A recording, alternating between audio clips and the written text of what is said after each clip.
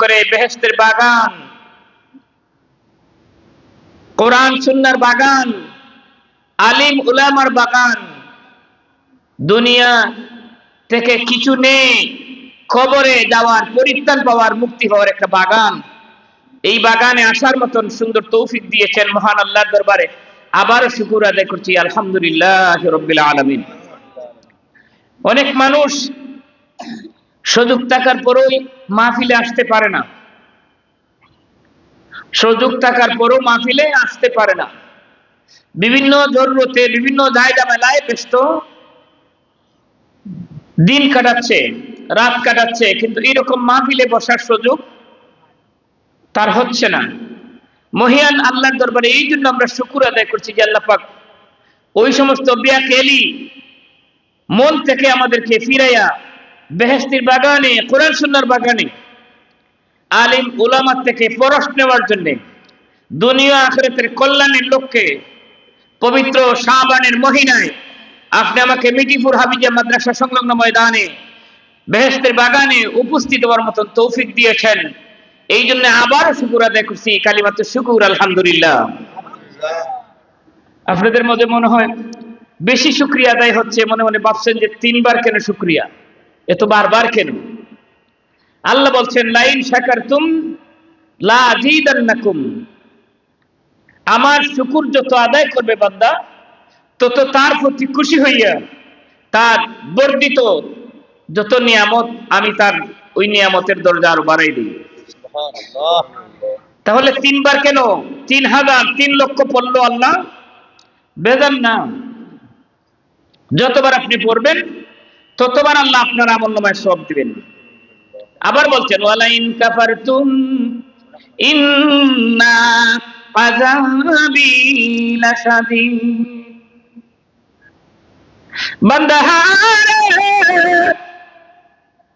আমার নিয়ামত পাওয়ার পরে যদি আমার শুকর আদায় করো না, আমার থেকে দূরে থাকো বান্দা, ও বান্দা তুমি জানিয়ে রাখো ওয়ালাইন কাফারতুম ইন্না আযাবি লাশাদীদ, আমি তোমার জন্য কঠিন ক্লান্তদায়ক শাস্তির ব্যবস্থাও করে রেখেছি। এখানে নাউযুবিল্লাহ পড়েন। শাস্তির কথা বললে তো নাউযুবিল্লাহর কথা, দুজকের কথা বললে নাউযুবিল্লাহর কথা। আর যখন বরকতময় আশ্চর্যজনক কথা শুনবেন তখন বলবেন সুবহানাল্লাহ। আল্লাহর প্রশংসার কথা শুনবেন তখন বলবেন আলহামদুলিল্লাহ। এই জন্যই বেহেশতের বাগান কায়েম হয়েছে। আর ওই বেহেশতের বাগানে উপস্থিত হওয়াটা সকলের নসিবে নাই, সকলের ভাগ্যে জুটে না।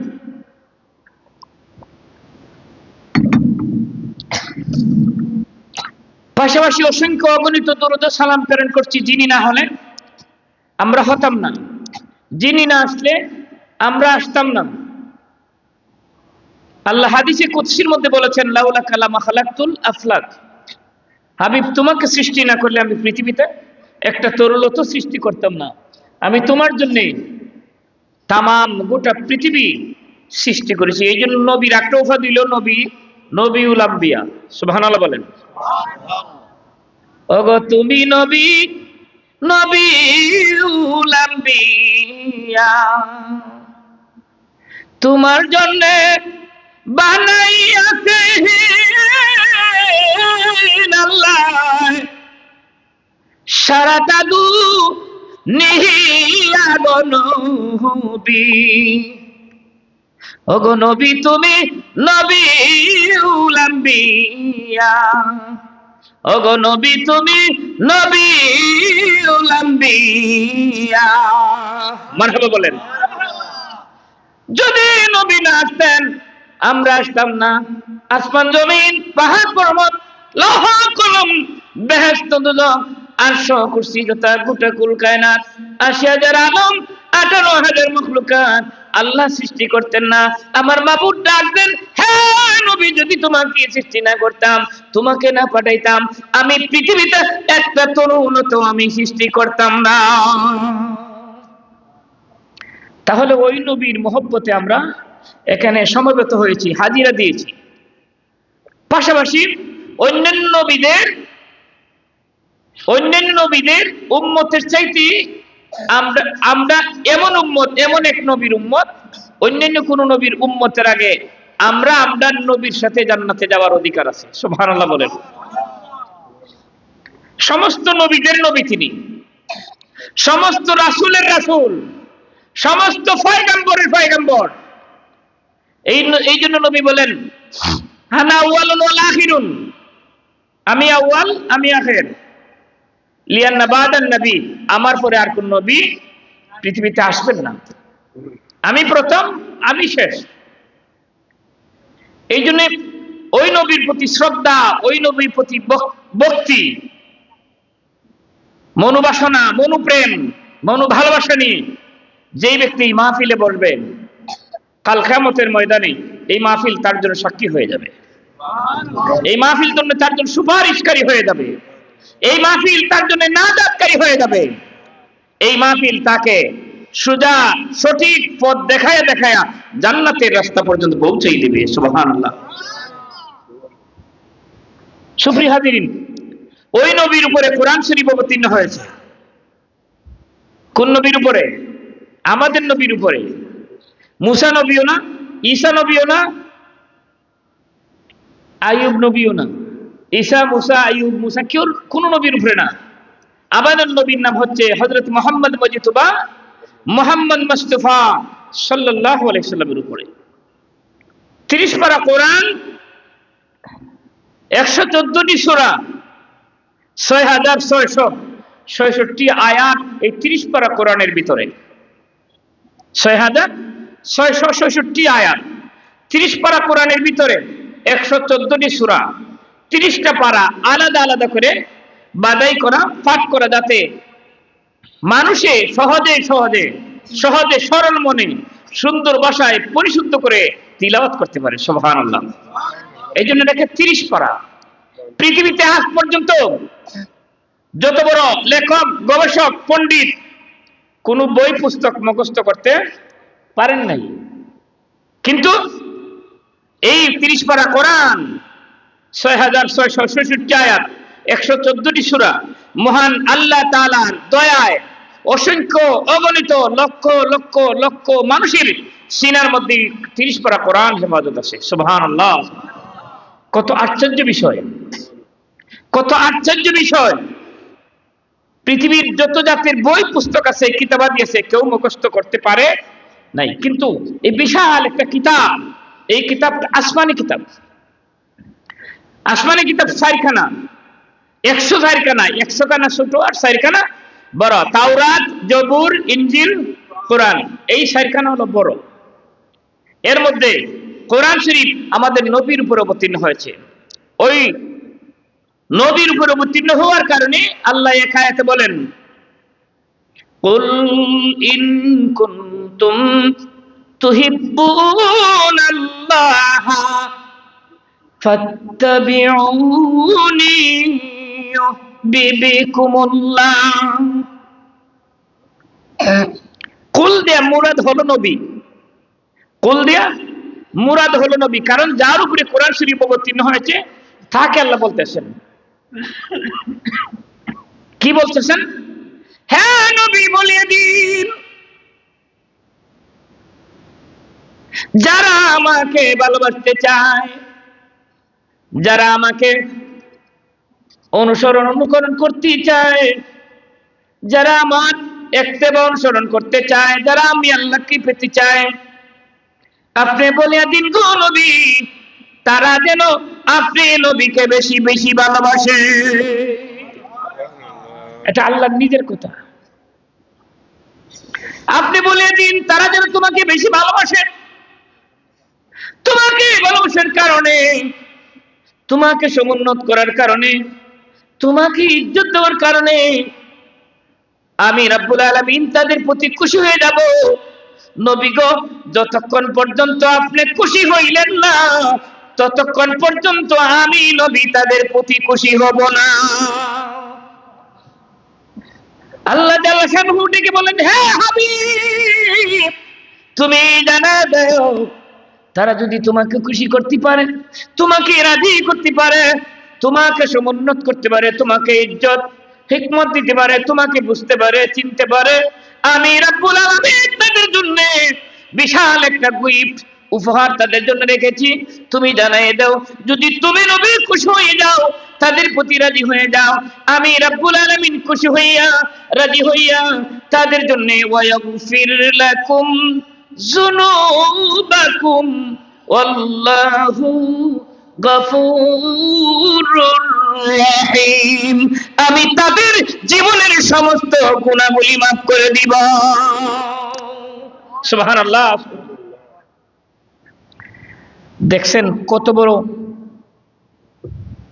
কথা আল্লাহ পাক কোরআন শরীফে তুলে ধরেছেন। তোমাকে যদি তারা খুশি করতে পারে, তাহলে আমি আল্লাহ খুশি হয়ে যাব। তোমাকে যদি তারা রাজি করতে পারে, আমি আল্লাহ খুশি হয়ে যাব, রাজি হয়ে যাব। তোমার ইজ্জত হিকমত যদি তারা বুঝতে পারে, আমি তাদের প্রতি খুশি হইয়া বিরাট একটা পুরস্কার তাদের জন্য রেখেছি। জুনুবাহুম এটা আরবি শব্দ, জুনুবাকুম এটা অর্থ আরবি শব্দ, বাংলা হলো পাপ, গুনাহ, অপরাধ। তাদের গুনাহসমূহ, অপরাধসমূহ ওয়াগফির লাকুম, আমি রব্বুল আলামিন আমার দয়া দিয়া, আমার মায়া দিয়া আমি তাদের গুনাহগুলি ক্ষমা করে দিব। তাহলে বোঝা গেল, কোরআন যদি আপনি মানেন, আল্লাহকে মানলেন। কোরআন যদি মানেন, আল্লাহকে মানলেন। কোরআন না মানলে আল্লাহকে মানা হইল না। আপনি নামাজে দাঁড়িয়েছেন, আলহামদুলিল্লাহি রাব্বিল আলামিন, আপনি পৃথিবীর কোন মানুষের সাথে কথা বলছেন না, পৃথিবীর কোন বাণী, কোন বই, কোন পুস্তকের কথা বলছেন না, আপনি স্বয়ং সরাসরি আল্লাহর বানানো কিতাব, আল্লাহর নাজিল কিতাবের সাথে কথা বলছেন, তথা আল্লাহর সাথে আপনি কথা বলতেছেন। তাহলে বোঝা গেল, নামাজে দাঁড়াইলেও আল্লাহর সাথে আমরা কথা বলা হয়। আমরা ওই নবীর উম্মত, যেই নবীর উম্মতে আল্লাহর সাথে কথা বলতে পারে নামাজে। আর রহমানির রহিম, আল্লাহর সাথে কথা বলতেছেন যিনি পরম করুণাময় দয়ালু।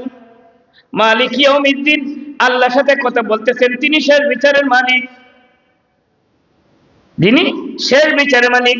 এভাবে যতটা শব্দ পড়বেন কোরআন শরীফে, যতটা আয়াত পড়বেন, যতটা হরফ পড়বেন, প্রতিটা শব্দে শব্দে আপনি আল্লাহর সাথে কথা বলতেছেন। বুঝা গেল, নামাজে দাঁড়াইলেও সাবধান, নামাজে দাঁড়াইলেও সাবধান, কোরআন শরীফ পড়তে গেলে সাবধান। কারণ এই কোরআন শরীফ আল্লাহর খারাপ। হাদিস পড়তেছেন আপনি, হাদিস শুনতেছেন, নবীর সাথে কথা বলতেছেন, হাদিস শুনতেছেন, নবীর কথাগুলি শুনতেছেন। হাদিস যখন পড়েন, নবীর কথাগুলি পড়তেছেন, নবীর কথাগুলি আমল করার জন্য কোরআন ও হাদিস ভিত্তিক প্রত্যেকটা বিষয়ে সাবজেক্টে মহান আল্লাহ এবং নবীর কোরআন ও হাদিসের সম্মত যুগে যুগে নবী রাসূল প্রেরণ করি দুনিয়ার মানুষকে সঠিক সরল পথের দেখানি তাকিদ দেওয়া হয়েছে। আমিও আপনাদেরকে একটা সুন্দর এক মূল্যবান এক কথা আপনাদের সামনে উপস্থাপনা করার জন্য তুলে ধরেছি। 15 নম্বর পারা, সূরাতুল বনী ইসরাঈল। ওই সূরাতুল বনী ইসরাঈলের 23 নম্বর আয়াতে আল্লাহ জাল্লা শানহু আজ থেকে 1500 বছর আগে, আজ থেকে 1500 বছর আগে তুলে ধরেছেন। আল্লাহ বলেন, وَقَضَى رَبُّكَ أَلَّا تَعْبُدُوا إِلَّا إِيَّاهُ وَبِالْوَالِدَيْنِ إِحْسَانًا। কোরআন শরীফে সূরাতুল বনী ইসরাঈলের 23 নম্বর আয়াতে আল্লাহ বলেন, হে পৃথিবীর মানুষ, আমার ইবাদতের পরে, আমার দাসত্বের পরে, আমার গুণগানের পরে, আমার গোলামির পরে তোমরা আমার সাথে কাহাকে শরীক করো না, কাহাকে অংশীদার সাব্যস্ত করো না। আমি আল্লাহ নৈরাকার, বেনজির, বেমেসাল, তুলনাহীন, কাহার সাথে কোনো তুলনা নাই রে। আমি লা শরীক, আমার সাথে কাহারও কোনো তুলনা নাই। তোমরা আমার ইবাদতের পরে, দাসত্বের পরে, বন্দেগীর পরে, গোলামির পরে, ওয়াবিল ওয়ালিদাইনি ইহসানা, আল্লাহু আকবার বলেন। তোমরা এমন একজন মানুষের অনুসরণ করো, এমন একজন মানুষের সাথে সুন্দর ব্যবহার করো, যেই মানুষটা হচ্ছে তোমার জন্মদাতা মা এবং বাবা। সুবহানাল্লাহ, সুবহানাল্লাহ। আল্লাহ কোরআন শরীফে কোট করে দিয়েছেন, কোরআন শরীফে আল্লাহ ডকুমেন্ট করে দিয়েছেন, ওয়াবিল ওয়ালিদাইনি ইহসানা। ওয়াবিল ওয়ালিদাইনি এটা আরবি শব্দ, বাংলা ভাষা কথা হলো মা এবং বাবা, পিতা এবং মাতা। ইহসানা শব্দের অর্থ সুন্দর ব্যবহার, নরম ব্যবহার, শিষ্টাচার ব্যবহার, যেই ব্যবহারে মা এবং বাবা খুশি থাকেন। আমার প্রশ্ন হলো, এই মিঠুপুরের ভাইরা, আমার মাইকের আওয়াজ যত দূর পর্যন্ত যায়, সকলের কাছে আমার প্রশ্ন হলো, আল্লাহ কেন ওয়াবিল ওয়ালিদাইনি আগে এনেছেন, ইহসানা শব্দটি পরে এনেছেন? তাফসীরকারকরা লেখেন, ইহসানা শব্দটি আল্লাহ পাক আগে আনতে পারতেন। ইহসানা তুমি করো, কার প্রতি করো? ওয়াবিল ওয়ালিদাইনি, পিতামাতার প্রতি, ওই শব্দটা পরে আনতে পারতেন। আল্লাহ বুঝলেন এমন একটা সময় আসবে, এমন একটা যুগ আসবে, যেই যুগের মধ্যে সন্তান মাকে, সন্তান বাবাকে মূল্যায়ন দিতে চাইবে না, মর্যাদা দিতে চাইবে না, ইজ্জত দিতে চাইবে না। ওই সম্মানটা বহাল রাখার জন্য, ওই ইজ্জতটা বহাল রাখার জন্য আল্লাহ রাব্বুল আলামিন পবিত্র কালামুল্লাহ শরীফের সূরাতুল বনী ইসরাঈলে 23 নম্বর আয়াতে আল্লাহ ডকুমেন্ট করে দিয়েছেন, গুরুত্ব বুঝিয়ে দেওয়ার জন্য, মর্যাদা বুঝিয়ে দেওয়ার জন্য, মা এবং বাবার শ্রেষ্ঠত্ব বোঝানোর জন্য ওয়াবিল ওয়ালিদাইনি শব্দটা ব্যবহার করেছেন। সুবহানাল্লাহ। শব্দটা কিন্তু ছোট্ট, কিন্তু অর্থ অনেক বড়।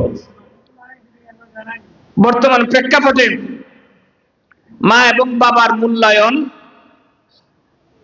নাই বললে চলে। সব এলাকায় না, সবার কাছে না, কোন কোন পরিবারও মা এবং বাবার মূল্যায়ন নাই। মূল্যায়ন সবচেয়ে বেশি হলো শ্বশুরের, সবচেয়ে বেশি হলো শাশুড়ির। শ্বশুর লন্ডন পাঠাইছে, শাশুড়ি গ্রিস নিছে, পাকিস্তান নিছে, এইলো শাশুর শাশুড়ি মূল্যায়ন বেড়ে গেল। আল্লাহ পাক এটাও জানতেন যে নিজের ছেলে নিজের বাবাকে মূল্যায়ন দিবে না, নিজের মেয়ে নিজের বাবাকে মূল্যায়ন দিবে না, মাকে মূল্যায়ন দিবে না।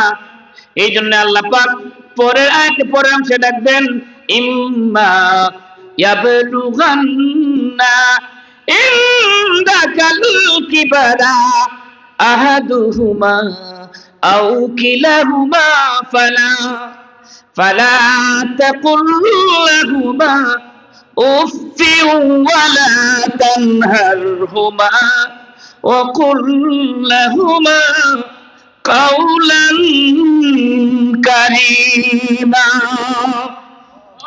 আল্লাহ পাক ডাকবেন, সন্তানেরা, হে দুনিয়ার মানুষ, তোমার মা তোমার বাবা যখন বার্ধক্য অবস্থায় পৌঁছে যায়, বৃদ্ধ অবস্থায় পৌঁছে যায়, চলাফেরা করতে পারে না, হাঁটা চলা করতে পারে না, উঠা বসা করতে পারে না, সুন্দর করে খানা দানা করতে পারে না, ওই সময় তুমি তোমার মায়ের প্রতি বাবার প্রতি এমন ব্যবহার করো না যে এই ব্যবহারের কারণে তোমার বাবা তোমার মা মনের মধ্যে কষ্ট পায় আর অন্তরের মধ্যে ভেসে ওঠে উফফি ওয়ালা তানহারহুমা। তোমার মা এবং তোমার বাবার অন্তরের মধ্যে ভেসে উঠে উফ, এটা বাংলায় নাকেরা, এই শব্দের ভিতরে যত ধরনের দুঃখ কষ্ট যাতনা সবকিছু প্রবেশ করানো হয়েছে।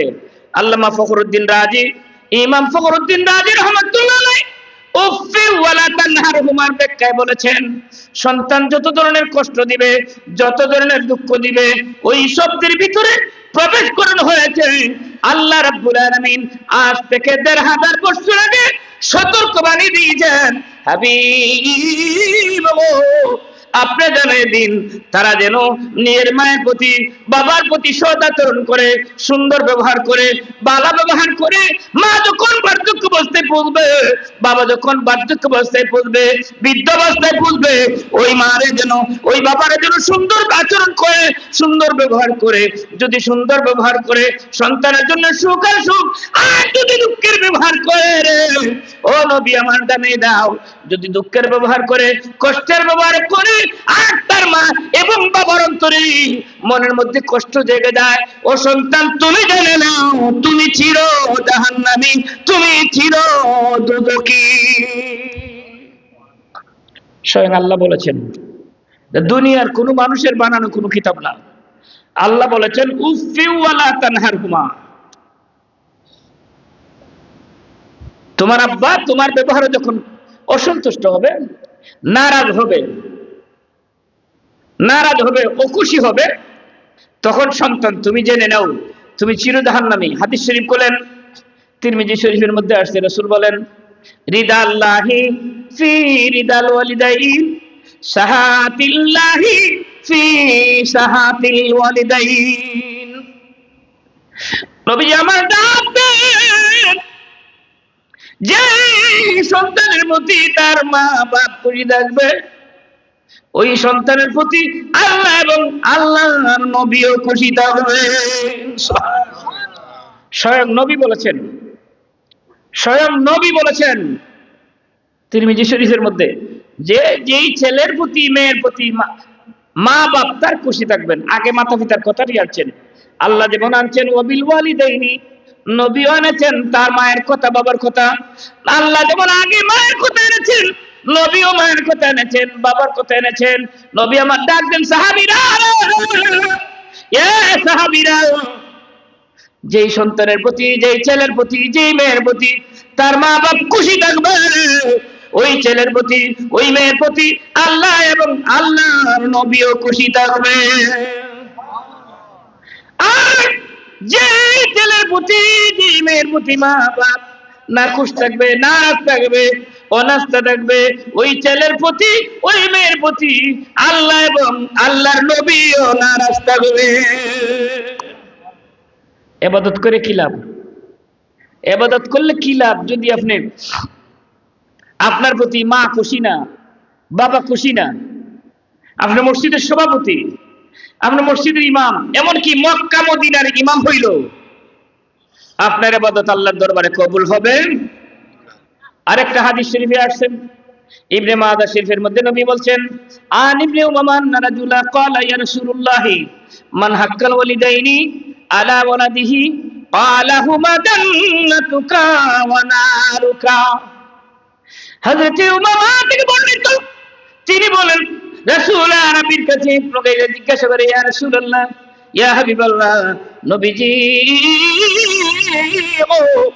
ও মায়ের নবীজি, ও দয়ার নবীজি, আপনি মায়ের ইজ্জত বাবার ইজ্জত নিয়ে কথা বলতেছেন, মায়ের সম্মান বাবার সম্মান নিয়ে কথা বলতেছেন।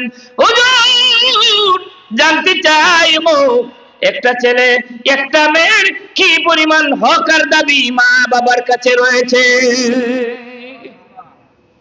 হযরত উমামা একজন সাহাবী, উনি থেকে বর্ণিত, রাসূল বলছেন যে এক লোক এসে জিজ্ঞাসা করলে, ইয়া রাসূলুল্লাহ, আপনি তো মাতা পিতার ওয়াজ করতেছেন, মর্যাদা দিচ্ছেন, শান শৌকত বাড়িয়ে দিচ্ছেন, জানতে পারিনি যে একটা ছেলে এবং একটা মেয়ের কি পরিমাণ হক আর দাবি তার মা এবং বাবার কাছে রয়েছে। নবী আমার বলেন, ক্বালা হুমা জান্নাতুকা ওয়া নারুকা। ও সাহাবী, একটা ছেলে একটা মেয়ের মা এবং বাবার কাছে জাহান্নামও আছে, মা এবং বাবার কাছে জান্নাতও আছে। কি মনে করলেন কত দামি মা বাবা?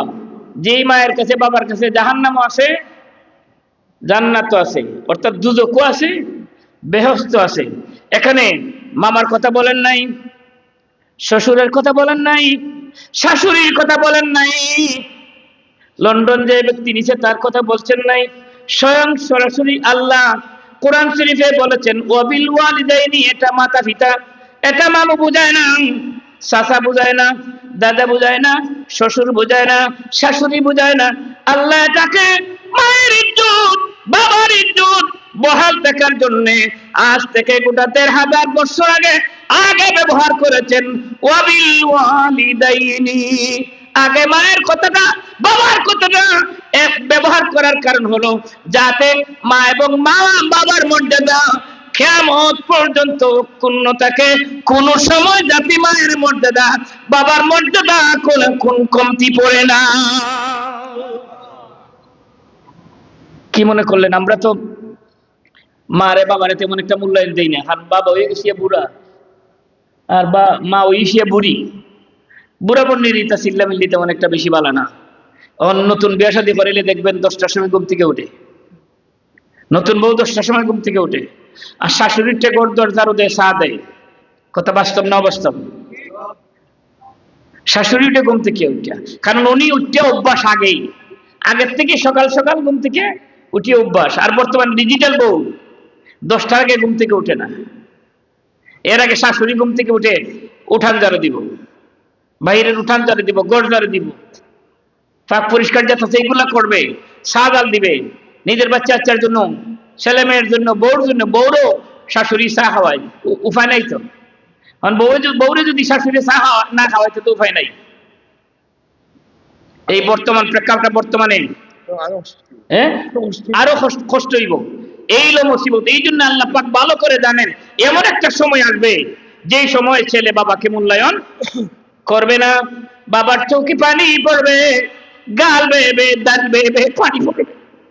আমার বাবু ডাকবেন, কাইফা তাকফুরুনা বিল্লাহি ওয়া কুনতুম আমওয়াতান فأحياكم ثم يميتكم ثم يحييكم ثم إليه ترجعون। আমার বাবু ডাক দেন, এই সন্তান তুমি কোথায় ছিলে? আজকে পৃথিবীর মালিক হয়ে গেছো, আজকে বাড়ির মালিক হয়ে গেছো, আজকে ঘরের মালিক হয়ে গেছো, বিদেশের মালিক হয়ে গেছো, সম্পত্তির মালিক হয়ে গেছো।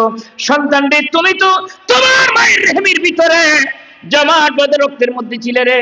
আমি তোমার মায়ের মাসিক ঋতু বন্ধ করিয়া ওই জমাটবদ্ধ রক্ত থেকে আস্তে আস্তে আস্তে আস্তে আস্তে আস্তে আস্তে আস্তে আস্তে তোমাকে তোমার মায়ের বক্সের ভিতরে, যেই বক্সটা পৃথিবীর কোন দূষণীয় বাতাস ঢুকতে পারে না, পৃথিবীর কোন নদর উপরে ঢুকতে পারে না, ওই বক্সের মধ্যে আমি রাব্বুল আলামিন আমার তত্ত্বাবধানে তোমার মায়ের পেটের ভিতরে ওই জমাটবাঁধা রক্ত থেকে, নাপাক পানি থেকে আমি তোমাকে আস্তে আস্তে আস্তে আস্তে তোমার বডি বানাইলাম। হাত দিলাম, পা দিলাম, নাসিকা দিলাম, জিহ্বা দিলাম, মাথার সৌন্দর্যের জন্য মাথার চুল দিলাম, চোখ দিলাম সৌন্দর্যের জন্য। এভাবে প্রত্যেকটা অঙ্গ প্রত্যঙ্গ আমি তোমাকে বানাইলাম। 10 মাস 10 দিন তোমার দেখাশোনা আমি নিজেই আল্লাহ করলাম। আমার দায়িত্বে তুমি, আমার তত্ত্বাবধানে তুমি, পৃথিবীর কোন নজর, কোন লুফি, কোন বালা মুসিবত তোমার উপরে কাজ করতে পারে না। আমি আল্লাহ পাহারা দিয়ে রাখলাম। 10 মাস 10 দিন পরে মায়ের ব্যথা শুরু হয়ে গেল। মা কান্দে রে। 1 দিন 2 দিন 3 দিন অতিবাহিত হয়ে যায়। মার চোখের পানি কান্দে, মার চোখের পানি শুনিয়া, মার কান্দা শুনিয়া, মার চিল্লি শুনিয়া পাশের ঘরের মহিলারা এসে দাঁড়ায়। তারাও নিজের চোখের পানি ফেলে দেয় মায়ের কষ্ট দেখে। পাশের বাড়ি থেকে আরেক বাড়ির খবর দেয়, আরেক বাড়ির খবর দেয়, এভাবে 1 2 3 বাড়ি খবর দেয়। মানুষ আইসা বীর করে মহিলার সামনে আইসা মহিলার দেখা দেখি কান্দে। মা ডেকে বলে রে ও সখীরা, বান্ধবীরা, 2 দিন 3 দিন আমি সহ্য করতে আর আমি সইতে পারি না, আর আমি কষ্ট সহ্য করতে পারছি না।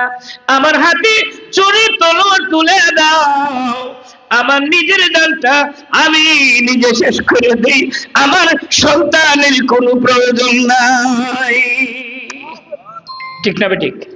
ঠিক না বেঠিক? মা কত কষ্ট করেছে আমাদেরকে নিয়ে। না খাইতে পারছে, না ঘুমাইতে পারছে, না চলাফেরা করতে পারছে, খোদার জাতের কসম, 6 মাস 7 মাস 8 মাসের গর্ভধারণী যখন মা হয়, ঠিক মতো উঠা চলাফেরা করতে পারে না। মার পেটের মধ্যে সন্তান লাথি মাইরা দেয়, মা ফুফায়া ফুফায়া কান্দে, কেউ ওর কাছে বলে না। এই কান্নাটা কেউ শুনতে পায় না মায়ের। আল্লাহর কুদরত বুঝে বড় দেয়, কেউ বুঝতে পারে না। যখন মা বেহুশ হয়ে পড়ে যায়, ঠান্ডা হয়ে পড়ে যায়, আল্লাহ রাব্বুল আলামিন মায়ের পেট থেকে আস্তে করে পৃথিবীতে সন্তানকে জমিনে ফেলে দিলেন। মা বেহুশ হয়ে গেল, ঠান্ড হয়ে পড়লো, ক্লান্ত হয়ে পড়লো। মার হুঁশ নাই রে, মার জ্ঞান নাই, মায়ের কোনো বাসা নাই। হঠাৎ করে সন্তান হোয়া হোয়া বইলা কান্দে। ওই সন্তানের কান্দাটা মহান রব্বি কাবা মায়ের কলিজার মধ্যে রহমতের সেল বিদে দিয়েছে। আর ওই কান্নাটা মায়ের কলিজা ছুটে গেল। মা হুঁশ ফিরে পায়, জ্ঞান ফিরে পায়, রক্ত মাখা হাত বাড়ায় ডাক দে, সখীরা রে, এ সখীরা, আমার হাতে আমার সন্তান তুলে দাও, আমার ছেলে তুলে দাও, আমার মেয়ে তুলে দাও।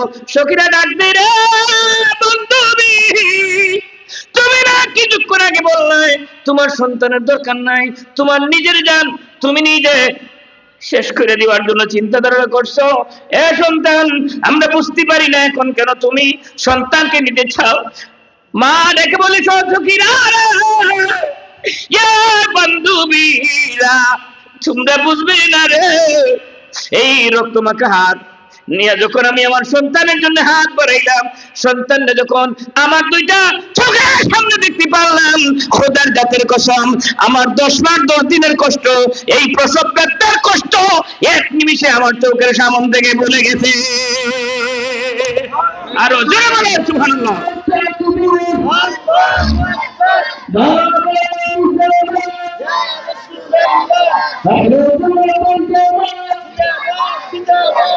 আল্লাহ রাসূল কুসমানা সিয়ার শব্দ, নবী নবী কুসমানা সিয়ার শব্দ, তাকবীর বাজাতা নবীকে প্রত্যেকটা মদিনা নারায়ে আল্লাহর নবী, মায়ার নবী গো, আপনি আমরার জীবনের জীবন। পড়েন, আল্লাহর নবী, প্রাণের নবী গো, আপনি আমরার জীবনের জীবন। আপনি আমরার জীবন সাথী, অন্ধকার কবরের বাতি। আপনি আমরার জীবন সাথী, অন্ধকার কবরের বাতি। আপনি নবী আমরার ইহ পরকাল। আল্লাহর নবী, মায়ের নবী গো, আপনি আমরার জীবনের জীবন। দয়াল নবী, মায়ের নবী গো, আপনি আমরার জীবনের জীবন। তোমার এই সমস্ত মুজেজা দেখা বিবি খাদিজা, তোমার এই সমস্ত মুজেজা দেখা বিবি খাদিজা, জীবন যৌবন সহিপা দিলেন পায়।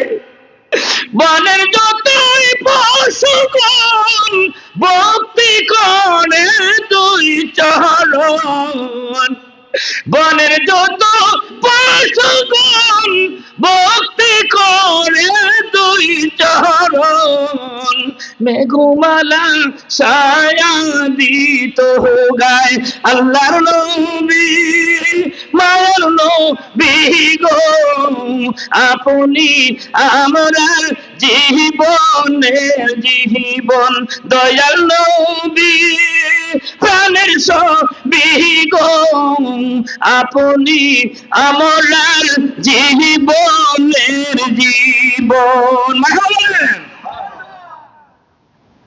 কষ্ট হইতেছে? এই ওয়াজ খুব কম হয় বর্তমান প্রেক্ষাপটে। ওয়াজ অন্যথাও ওয়াজ, আর এই ওয়াজটা খুব কম হয়। আমার মনে সাক্ষী দিল, যেহেতু একটা হাফিজি মাদ্রাসা আর মিঠিপুর গ্রামবাসী যুব সমাজ মিলিত হয়ে একটা মাহফিলের আয়োজন করছেন, তো তার কাছ থেকে আমিও কিছু পাই আর কিছু দেওয়ার চেষ্টা করি। যে এই মাহফিলে যেভাবে কথা বলার সুযোগ হয়, অন্য সময় এরকম কথা বলার সুযোগ হয় না। হয়তো দেখা হইলে সালাম কালাম, কথাবার্তা, সাক্ষাৎ, আর কিছু না। কিন্তু এই যে কথাবার্তা, এই কথাবার্তাগুলি যদি আপনি আমি আমল করতে পারি, আপনি আমার জন্য বিরাট বড় একটা ক্যাপিটাল, বিরাট বড় একটা সম্পদ। এইটার উপরে যদি আমরা আমল করতে পারি, তাহলে আপনি আমার জীবন পরিবর্তন হয়ে যাবে। আজকের ওয়াজ থেকে যদি একটা ছেলে পরিবর্তন হয়ে যায়, একটা মেয়ে পরিবর্তন হয়ে যায়, মায়ের মর্যাদা বেড়ে যাবে। এক মায়ের মর্যাদা বাড়ার সাথে সাথে 10টি মায়ের মূল্যায়ন বেড়ে যাবে, 10টি বাবার মূল্যায়ন বেড়ে যাবে। কথা বলেন ঠিক না বেটি? একজন পুত্রবধূ যদি আজকের মূল্যায়নের কথাটা সে বুঝে যে আমার শাশুড়িকে আমি ইজ্জত দিতে হবে, সম্মান দিতে হবে, তাহলে আমি একদিন শাশুড়ি হওয়ার পরে আমি সম্মানের পাত্র হব। যদি এই কথা তার মনের মধ্যে যায়, এই দিমাগের মধ্যে যদি তার এই কথা যায়, খোদার জাতের কসম, এই মিঠিপুর ওয়াজ মাহফিল সাক্ষী, আল্লাহর কুদরতি রহমতি, ফেরেশতারা সাক্ষী, আলু বাতাস সবকিছু সাক্ষী, কাল কিয়ামতের ময়দানে ওই পুত্রবধূকে জান্নাতে দিবেন আল্লাহ পাক। এতে কোনো সন্দেহ কেন না? হাদিস শরীফে আছে, হযরত আব্বাস রাদিয়াল্লাহু আনহু বর্ণিত, তিনি বলেছেন,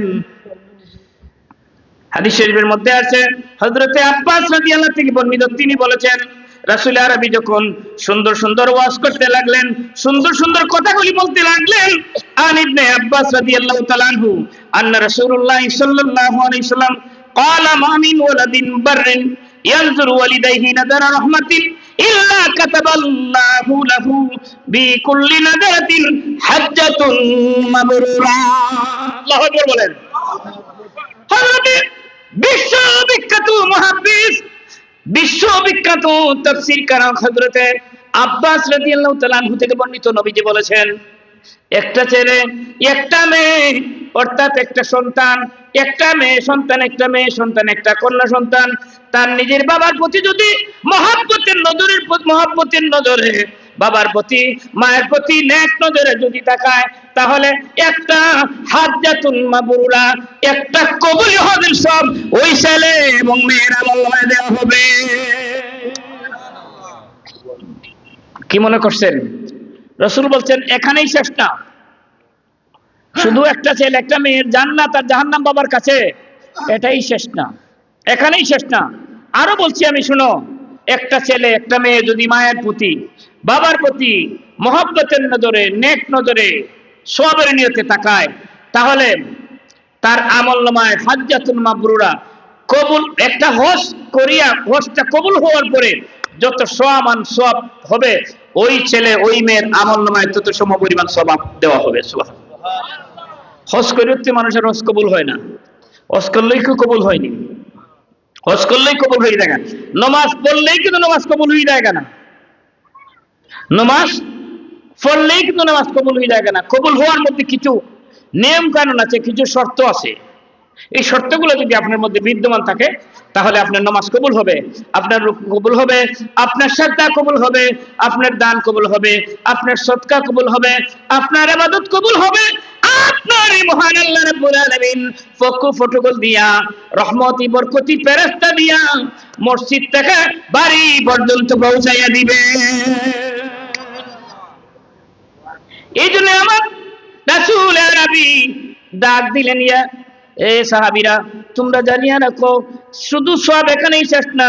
একটা ছেলে একটা মেয়ে যদি একবার তার মায়ের প্রতি বাবার প্রতি নেক নজরে, মহব্বতের নজরে, সওয়াবের নিয়তে তাকায়, তার আমলনামায় হাজ্জাতুন মাবরুরা, একটা কবুলি হজের সওয়াব দেওয়া হবে। সুবহানাল্লাহ, সুবহানাল্লাহ। সাহাবায়ে কেরামরা কনফিউশনে পড়ে গেলেন। হ্যাঁ, একবার চাইলে একটা কবুলি হজের সওয়াব আইব। আচ্ছা, কনফিউশনে পড়ার তো কত, চিন্তার কথা না। একবার চাইলে মানুষের লক্ষ লক্ষ টাকা খরচ হইয়া হজ কবুল করাইতে পারে না। আর মায়ের প্রতি বাবার প্রতি তাকাইলে সব কবুল হয়ে দিবে। তারা কনফিউশনে বলো, একটু দূষি পড়েন, কনফিউশন ভেঙে দেই। আল্লাহুম্মা সাল্লি, সকলে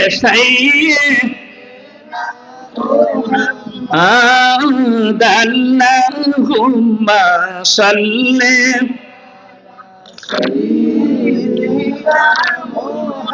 মা'আল বিয়ালা শাফিয়ানা মাওলানা মুহাম্মদ আল্লাহুম্মা সাল্লি আলা সাইয়্যিদিনা।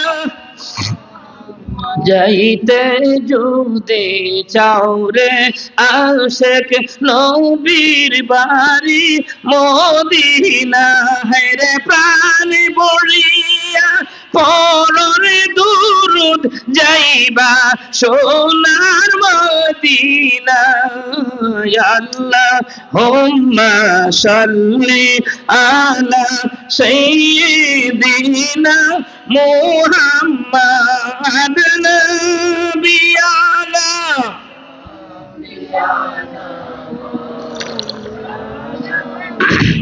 বাইরামান সাহাবীদের মধ্যে কনফিউশন শুরু হয়ে গেল, প্রশ্ন শুরু হয়ে গেল, আনানি খানাহানি শুরু হয়ে গেল। কি করি রে? একবার তাকাইলে যদি একটা কবুলি হজের সব মিলে, একটা ছেলে তো বাবার প্রতি, মেয়েরা একবার না দুইবার না কতবার মায়ের প্রতি বাবার প্রতি তাকায়। কনফিউশনে পড়ে গেল। রাসূলকে তারা প্রশ্ন করবে, এই সাহস তাদের আর কেউ হয় না। হঠাৎ করে একজন ডাক দেন, ইয়া রাসূলুল্লাহ, ইয়া হাবিবাল্লাহ, ক্বালু ওয়া ইন্না নাযারা কুল্লা ইয়াউমিন মিয়াতিন মাররা। নবীজি, আপনি বলেছেন একবার তাকাইলে একটা কবুলি হজের সওয়াব মিলবে। যদি একটা ছেলে মিয়াতিন মাররা মানে দৈনিক 100 বার যদি তাকায়, তাহলে কি তার আমলনামায় 100টা কবুলি হজের সওয়াব দেওয়া হবে। আল্লাহু আকবার।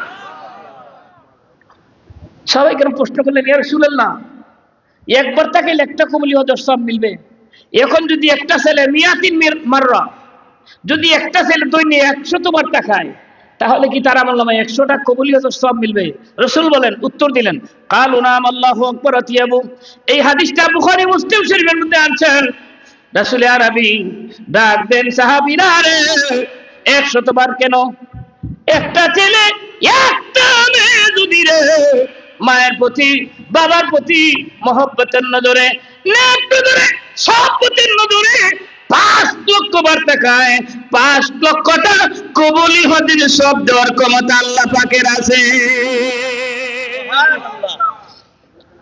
কত দামি, কত দামি, কত দামি মা এবং বাবা।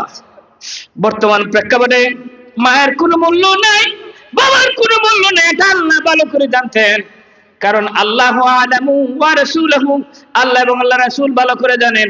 আল্লাহ হলেন জ্ঞানের জ্ঞানী, সৃষ্টির স্রষ্টা আল্লাহ রাব্বুল আলামিন। সমস্ত কিছু সৃষ্টি করেছেন, সমস্ত কিছু রক্ষণাবেক্ষণ করছেন, করতেছেন, করিবেন। আমার মাবুদ ডাকবেন, রে পৃথিবীর মানুষ, তোমার যে সময় কিছুই থাকবে না, আমি আল্লাহ থাকবো। যখন তোমার কিছুই ছিল না, আমি রাব্বুল আলামিন ছিলাম। যখন তোমার কেউ থাকবে না, তখনও আমি আল্লাহ থাকবো। যখন তোমার কেউ ছিল না, তখন ছিলাম আমি। এখন তোমার সব হয়ে আছে, পর হয়ে আছি আমি, পর হয়ে আছি আমি। সুবহানাল্লাহ, সুবহানাল্লাহ। হাদিস শরীফের কথাগুলি শুনিয়া সাহাবায়ে কেরাম কনভিকশনে পড়লেন। অন্যদিকে বললেন, সাহাবায়ে কেরাম প্রশ্ন করলেন, ইয়া রাসূলুল্লাহ, ইয়া হাবিবাল্লাহ, ইয়া রাসূলুল্লাহ, নবীজি গো, জানতে চাই গো, জান্নাত জাহান্নাম কোথায় অবস্থিত, কার বাড়ি কোথায় অবস্থিত? আমার নবী ডাক দিলেন, তোমার মায়ের কদম তলে অবস্থিত, তোমার মায়ের পায়ের তলে অবস্থিত, তোমার মায়ের পায়ের তলে অবস্থিত, কদম তলে অবস্থিত।